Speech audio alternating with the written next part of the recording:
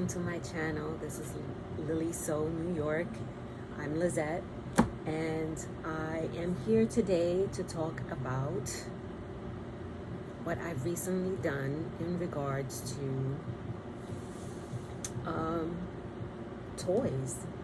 I'm really into stuffed toys now, and I think they're just such an amazing and creative way of and fun. It's a fun way to express yourself and to tap into what we all have, which is childhood wonder, and we should never lose that. That is the reason why so many people love Disney World, right? You go to Disney World and we have grown people, not just kids. Like, we have grown people who absolutely adore going there. They go there, it's like a pilgrimage at this point. They go there every year and they take pictures with all the characters and they run around the park and they just allow themselves to have fun and be, just laugh and have a good time with the people that they're with, and buy all of the souvenirs and memorabilia that they can get their hands on, in anything to do with whatever character they are enthralled with, or whatever Disney movie is currently out. The same thing could be said for children's toys or plush toys, right? I am a fan of plush toys, as you can see. And in my previous video, I showed you the pattern that I used to make Esperanza, which is right behind my shoulder. And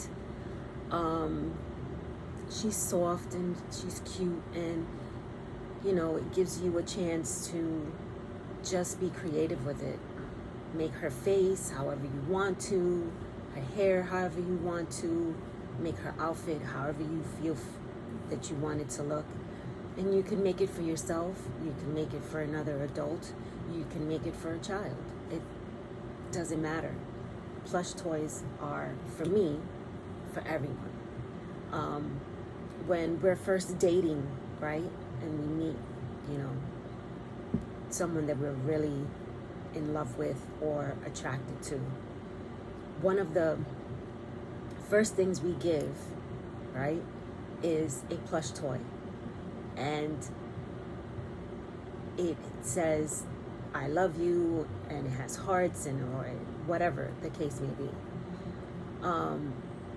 And those plush toys call to one's inner child, and it allows them to feel love like new, like when you first were introduced to it, which is when you came out of the womb. So, it's plush toys are, to me, the most adorable and the most sincere gift to give. There are many toys, obviously, that one can give children. And for the most part, nowadays, children are given gifts that are electronic. And although those are okay to give and they're great, they don't have the same sense of playfulness and joy and imagination that a plush toy gives a child. And I think imagination and playfulness is one of the most sincere feelings to have.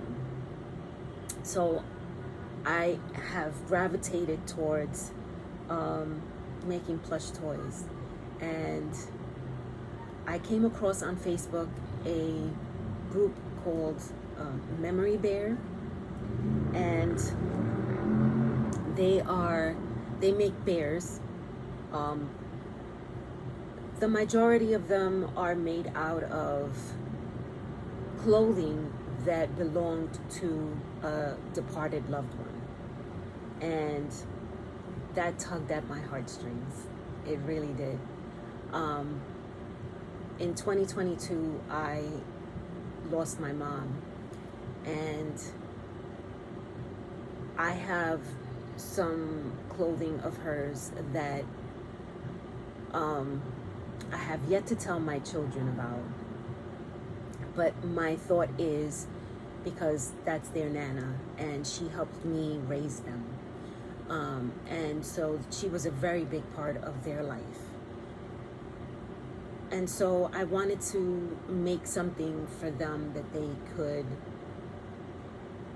have forever, for as long as they're here, that represented their Nana and their Nana. That was the name, their Nana.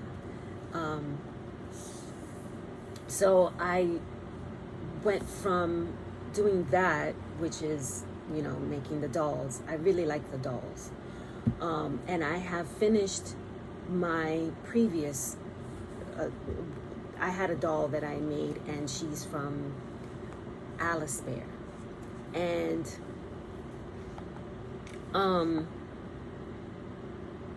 she's so cute, and I wasn't finished with her. I had started her, but I wasn't completely done with her. But I am done with her now. And so I made earrings for her and a bracelet, and I made a chain for her, and she's very soft. And I changed out her dress and her shoes, and she's just, I painted her face. So I gave her a little more definition on the face, because I had penciled it in before. And I think she's just adorable. And, she has her little heart. And she's so cute. And I just love her. She's really sweet. And I wanted to show you that she was completed. I did fasten her hair to her head. I hadn't done that in the previous video. And I also made the memory bear. And I made the memory bear out of corduroy. Now, all of these things that I have done, I have made them out of scrap. I did not purchase any new fabric for it. These are all fabrics that I have used in the past to make my clothing. So I have clothing that is the same as these bears. So I have I believe it is a jumpsuit, and at the time, the pattern company was called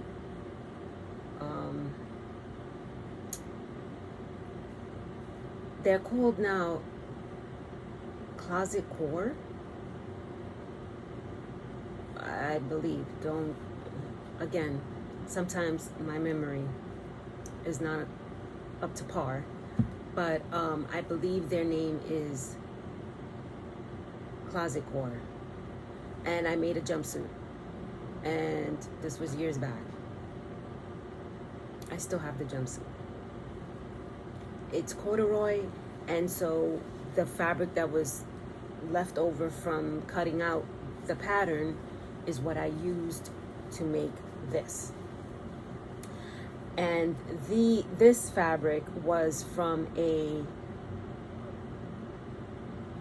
I made a skirt, I believe, and some shorts from this material. And so again, this is basically what I used. I didn't use anything new. I didn't go to the fabric store to buy anything. So if you by chance happen to have scraps lying around, you can make that you don't know, it's scrap fabric, and you don't want to toss it out because they're big pieces.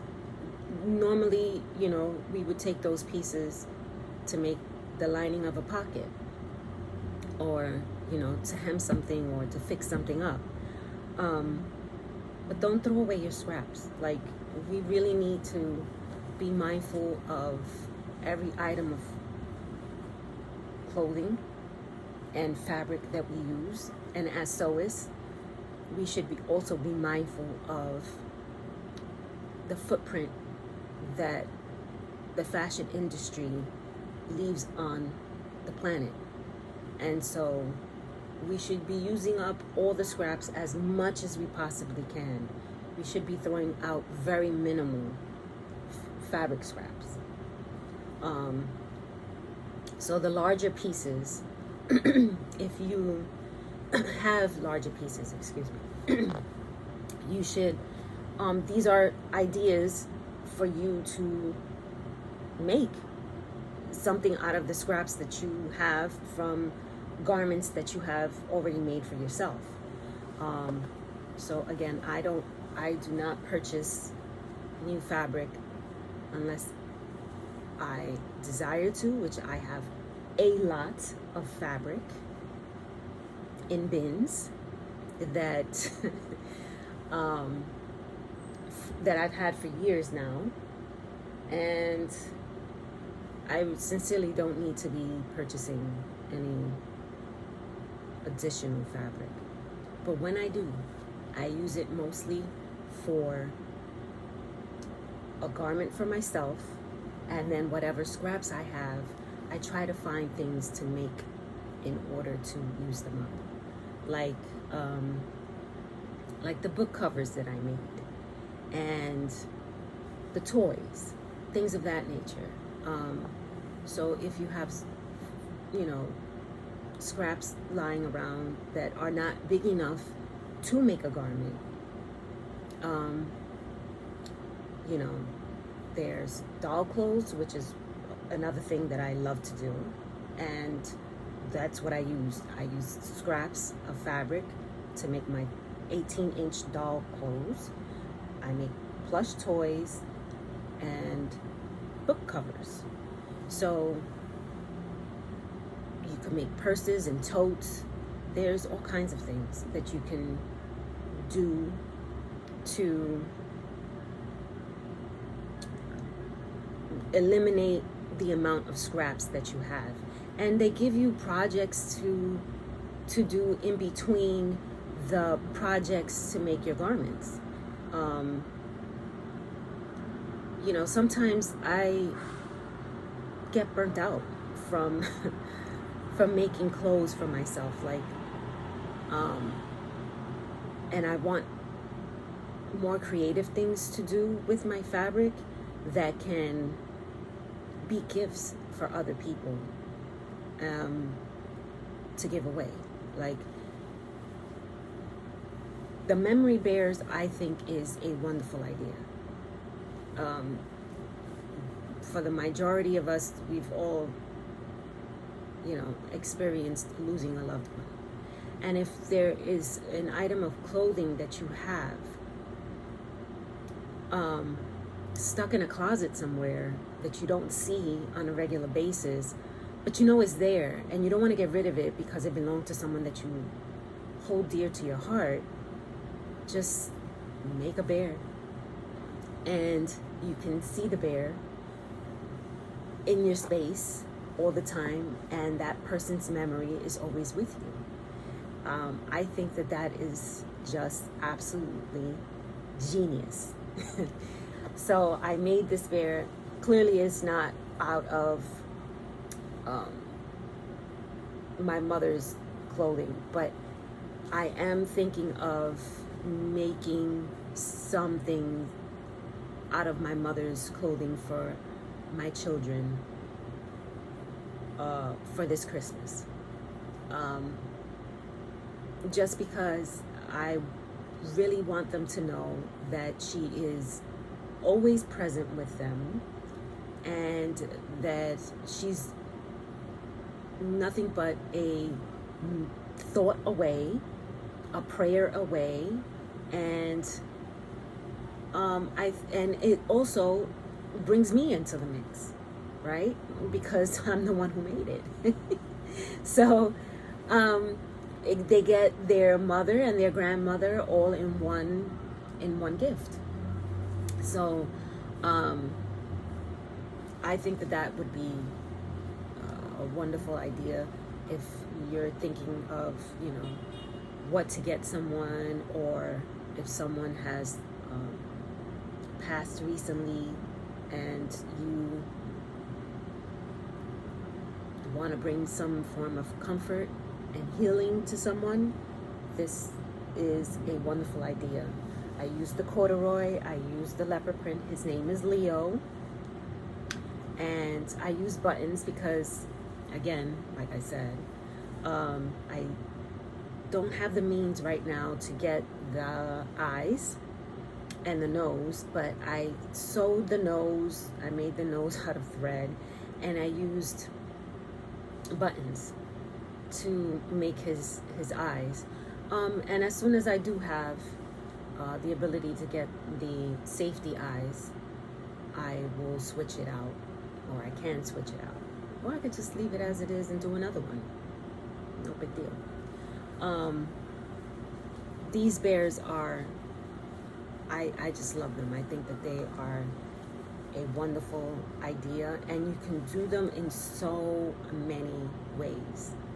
T-shirts, with a tie, for the dad. I have seen them not only in bear, but bunnies and dogs and all kinds of other animals.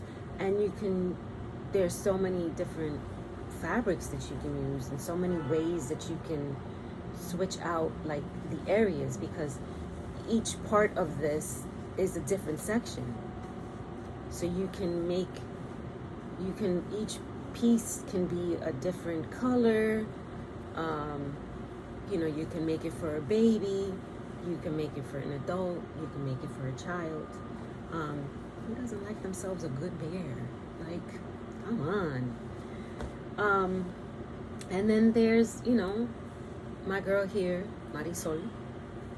And she's wonderful for somebody's little girl to play with. And I mean, they're so much fun. And if you have the safety eyes, because safety eyes are important. If you're giving it to a child, you don't want them to have,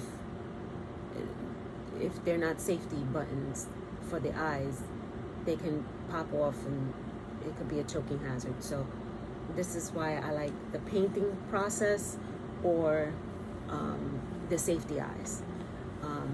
Try not to put buttons on this as a gift for a child. But yeah, I have my little friends here, and they're so cute. And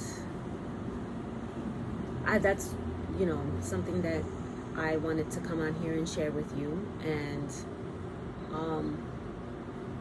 I also wanted to show you that I went to Barnes and Nobles looking for inspirational things, of a book with inspirational things to make. And I already have several garment books like that, where they come with the pattern in there and you can make clothes and things of that nature. So I have those books. I have several.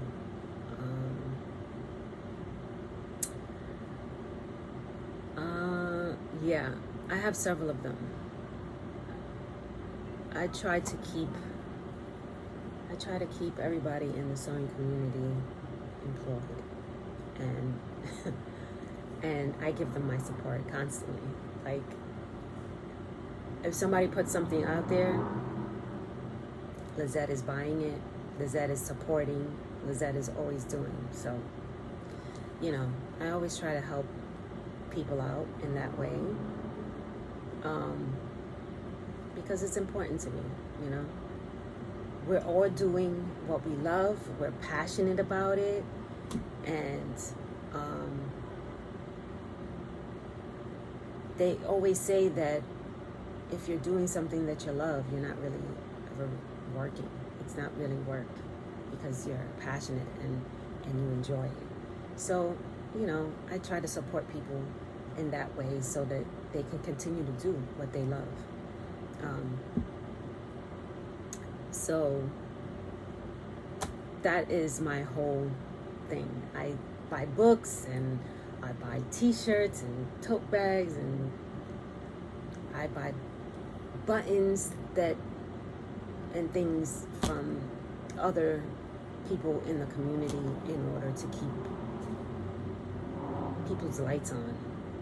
It's important that we all support each other. I went to Barnes and Nobles, and I found this Melanie McNeese, Super Cute Sewing. It's a book that has stuffed toys in it, and it's so cute. I mean, look at the mermaid. And Leo the lion? We have Leo the bear, why not Leo the lion? And we have the little horse. I mean, this is just so cute. And my favorite, which I think I'm going to do next, is this little guy right here, because he's a boy toy. He's for boys. He's got a little cape and his little mask. He's a superhero. I mean, how cute is that? So I think I want to try this soon, just to give it a shot. But it comes with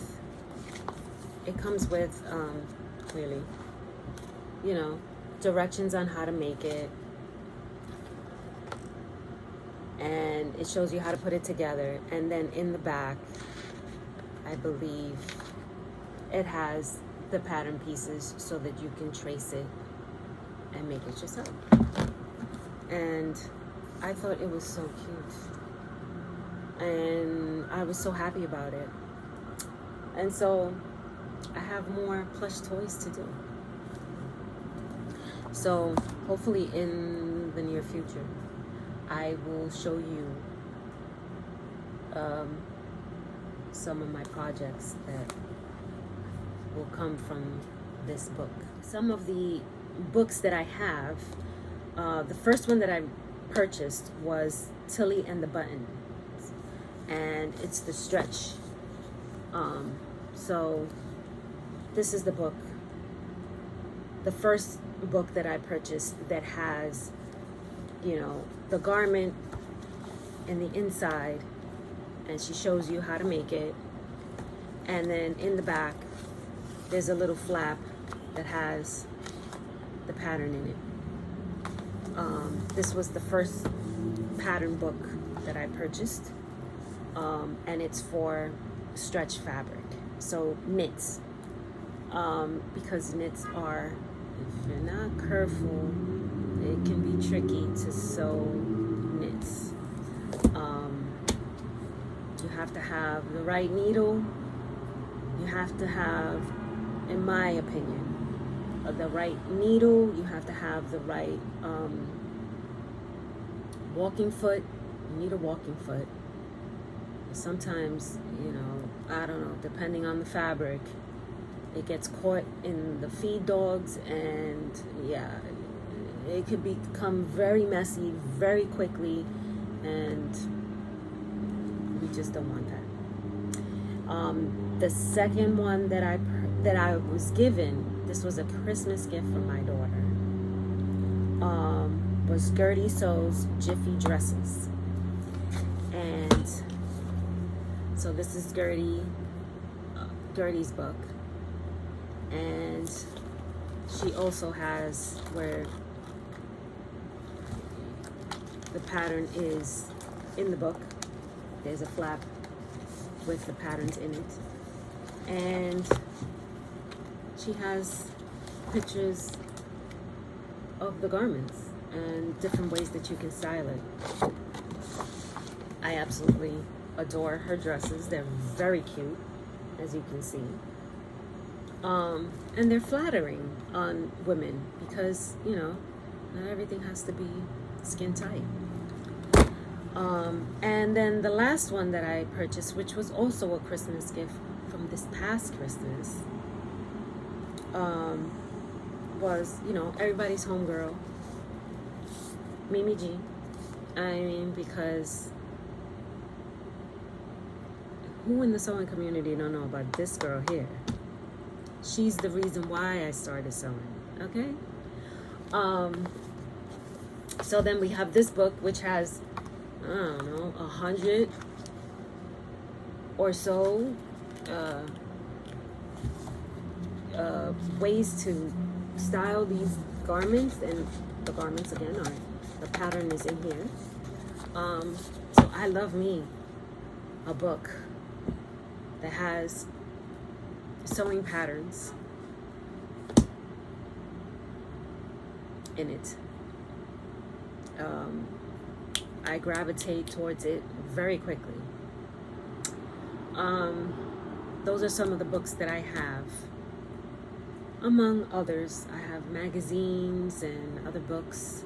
Those are the top 3 that I have from people that you may know. And then I have, you know, patterns and magazines and other books from other sewists. And I love to make them. They, you know, there's nothing better than hacking a pattern. I'm also a pattern hacker. I am currently trying to see if I can recreate a garment that I saw on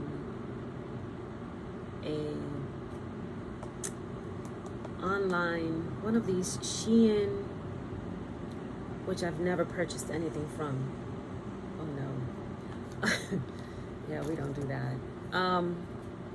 I normally go on those websites to see what it is that they're selling, and if I like it, I try to replicate it. I find my sewing ability and my sewing skills good enough at this point that I can try to replicate certain garments and rock them myself. So I'm pretty good in that department. I haven't bought a garment from a store in many years. I honestly since I left work, and that was in 2023. So I have not purchased any clothing from an outside source since then. If I have to purchase something, it's usually undergarments. But if I can make it, you best believe Lizette is sitting in this chair using her sewing machine to make it. We are done with that portion of the program in regards to feeding the beast and capitalism. Yeah. We try to make everything here. I think it's important for us to try to get back to basics. We have relied too much on external means, and I feel like our ancestors had the right idea in doing things by hand ourselves as we need them.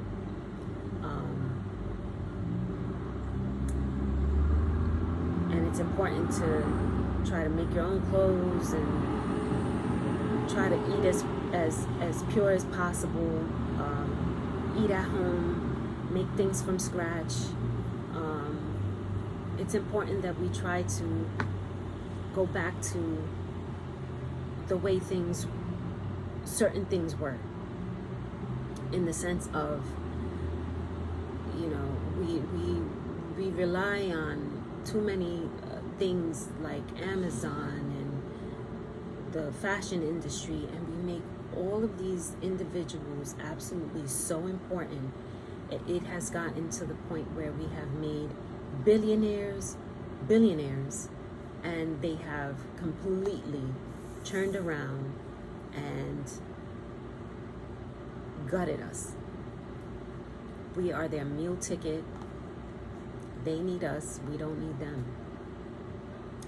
And sometimes I feel like this is the reason why certain things are taken out of business. I still, again, have said, I don't know why Joann's went out of business. But if the industry of creativity, right? Why do you think creativity was taken out of schools? Why do you think home economics and like certain classes were taken out of schools? Like when I was coming up, we had wood shop, and they taught you how to work on cars, and they taught you how to type, and they taught you shorthand, and they taught all kinds of different courses in high school for people. And they have eliminated so many things. There was music class, and everything is, if you want that, you have to pay an arm and a leg for your child to participate in it. Everything is a gimmick. And to me, I say, why do you think that is? Why did Joann's stop existing? Because too many people, while we were on lockdown in 2020, people were trying to find things to do, and of course the internet provided that, because that's what it was doing before COVID. Just people were living their lives, doing whatever it is that they were doing and not really paying any attention. And then those of us who were gravitating towards creative processes wanted to show our creative things online, and so that's what we were doing. And then everything shut down, and people started looking at what we were doing, and then all of a sudden the light bulb went on, and people started gravitating towards that more and more and more. So if they take Joann's out of the picture,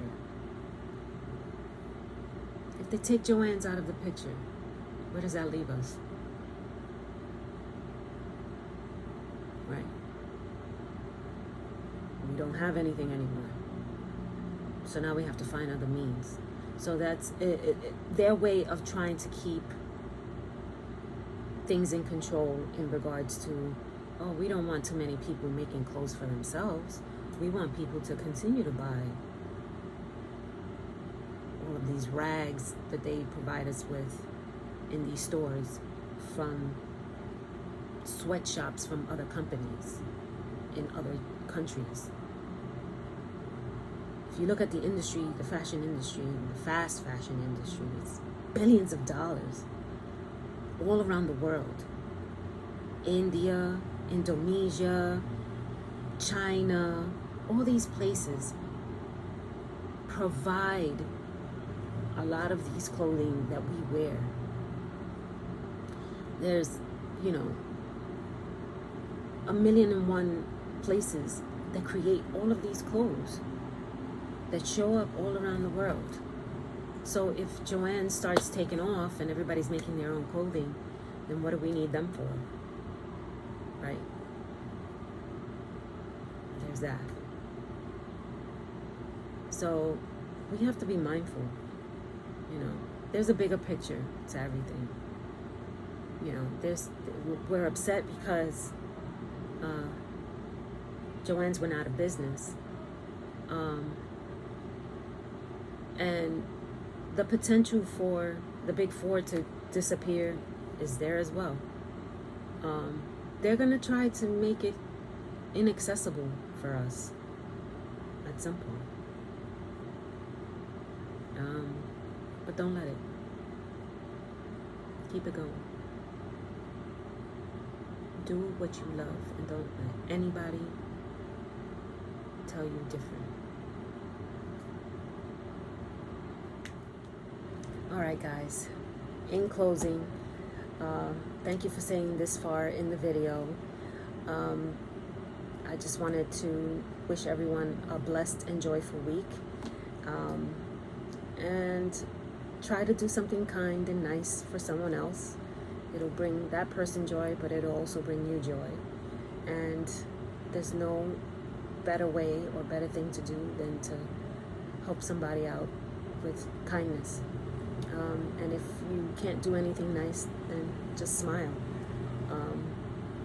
A smile can change the trajectory of someone's day in ways that you have no idea about. So thanks for staying tuned and for staying this far. And I guess I'll see you in the next episode. Peace and love. Talk to you guys later. Bye.